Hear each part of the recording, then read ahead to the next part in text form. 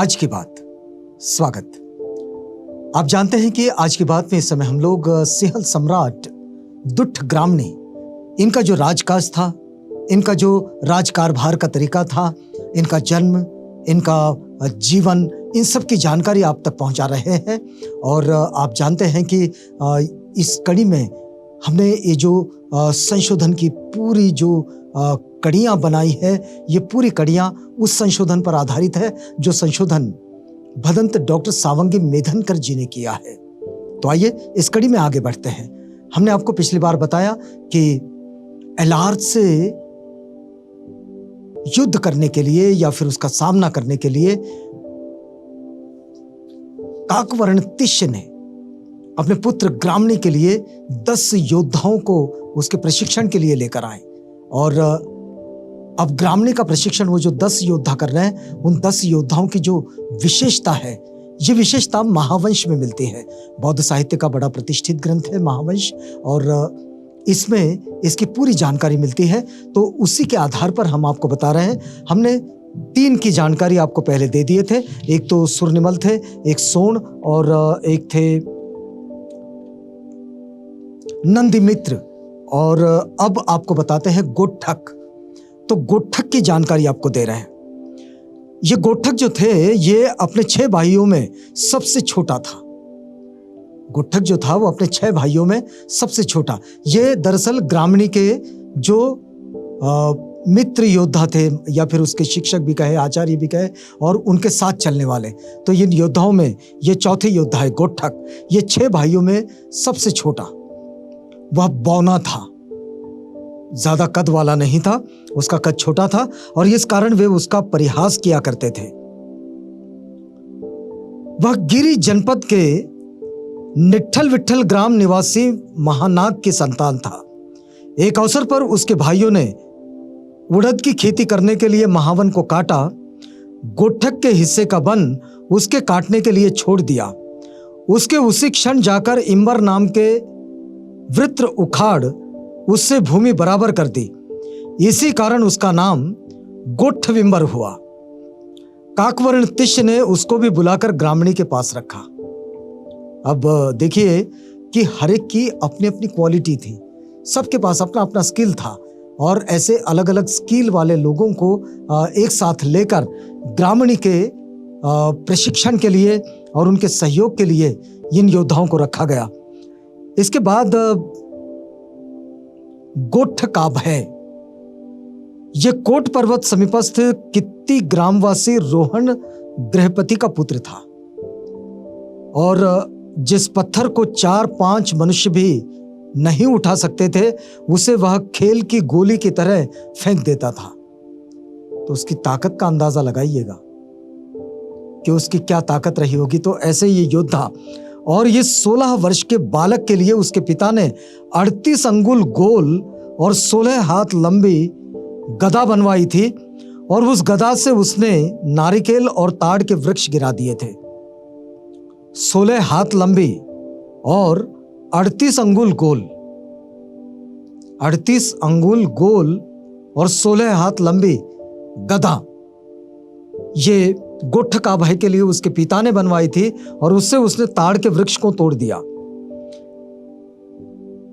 इसी पराक्रम के कारण वह योद्धा प्रसिद्ध हुआ, और उसका पिता महासुम स्थविर का उपस्थायक था, और राजा की आज्ञा पर अपने पुत्र को उन्हें सौंप दिया था। वह स्वयं प्रव्रजित हुआ, और इसी कारण उसका नाम स्थविर पुत्र अभय हुआ।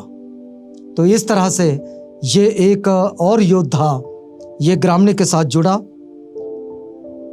एक और योद्धा का नाम मिलता है यहां पर, वो था भरण का पिता कप्पकंदर। कप्पकंदर गांव में वो रहता था, कर्ण का पिता। और देखिए 16 वर्ष की आयु में ग्रामवासियों के साथ बन जाकर उसने सरलता से मृग, गोकर्ण और सुअर मार गिराए थे।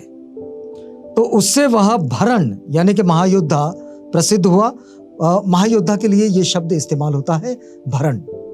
तो इस तरह से वो प्रसिद्ध हुआ, और बाद में वो भी ग्रामणी के योद्धाओं में शामिल कर लिया गया। तो इस तरह से जिनके पास अलग अलग गुण थे, ऐसे अलग अलग गुणों वाले योद्धा ग्रामीण के साथ आए। 10 योद्धा है। इनमें से एक और आता है गिरी नामक जनपद में कुटुम्बियंगन गांव में वसब नामक आदृत कुटुंब था। वसब नामक आदृत कुटुंब था और जानपदिक वेल और गिरिभोजक सुमन दोनों ने उस वसब मित्र के पुत्र को अपने घर रख लिया। उसे सैंधव घोड़ा दिया और बालक का पराक्रम देखकर उसे राजा के पास भेज दिया। बालक पराक्रमी था घुड़सवारी में, तो राजा के पास उसको भेज दिया गया और राजा ने उसे ग्रामणी के पास भेज दिया और ग्रामणी को सौंप दिया। अब ये खंजदेव जो हैं, ये नकुल पर्वत के समीप महिष दोणी गांव के अभय का अंतिम बलवान पुत्र था। ये पहले से ही बलवान इनका नाम है। अब वह थोड़ा सा लंगड़ा जरूर था, लेकिन ग्रामवासियों के साथ शिकार को जाकर उसने बहुत बड़े बड़े भैंसे पकड़े और उनके पैरों को पकड़कर सिर पर से घुमा घुमा कर जमीन पर पटक कर उन भैंसों की हड्डियां चूर कर दी। तो अब देखिए कि महावंशकार ने जब इन योद्धाओं का गुण वर्णन किया है तो उनके गुणों को भी आप देखिएगा। और फिर इस घटना को जानकर राजा काकवर्ण तिष्य ने उसे ग्रामणी के साथ, जो योद्धा थे उनके साथ उस टोली में जोड़ दिया। एक और है फुस्सदेव। फुस्सदेव का पिता उत्पल चित्तल। फुस्सदेव का पिता जो था उत्पल, वो चित्तल पर्वत के समीप एक गांव में रहता था और अन्य लड़कों के साथ विहार जाकर उसने बोधि वृक्ष पर चढ़ाया हुआ शंख जोर से फूंका। अब देखिए कि बोधि वृक्ष कितना बड़ा, और उस बोधि वृक्ष पर चढ़कर वहां जो लगा हुआ शंख है उसे फूंकना। वज्रपात के समान उस शंख का महान शब्द हुआ। सब लड़के डर के मारे भाग गए। उसका पिता धनुषधारी था। वह हर प्रकार की धनुष विद्या में निपुण हुआ। उसकी वीरता के कारण उसके पिता से राजा ने उसे मांग लिया और ग्रामीण कुमार के हवाले कर दिया। तो इस तरह से ये अलग अलग गुणों वाले जो योद्धा है, जिन योद्धाओं को ग्रामणी के साथ जोड़ दिया गया। हमने आपको बताया कि ग्रामणी ये काकवर्ण तिष्य का पुत्र, और उसके विषय में जो बात कही गई है कि ये सिंहल से एलार राजाओं की सत्ता को आह्वान देगा और उन्हें सत्ता में पराभूत करेगा, ये मान्यता है। और इसी की ये तैयारी में ये सारे योद्धा उसकी टोली में, उसकी सेना में शामिल किए जा रहे हैं। यहाँ रुकते हैं इस वादे के साथ कि कल आपसे मुलाकात होगी, क्योंकि ये वक्त पूरा होता है। तो अब हमें इजाजत दीजिएगा।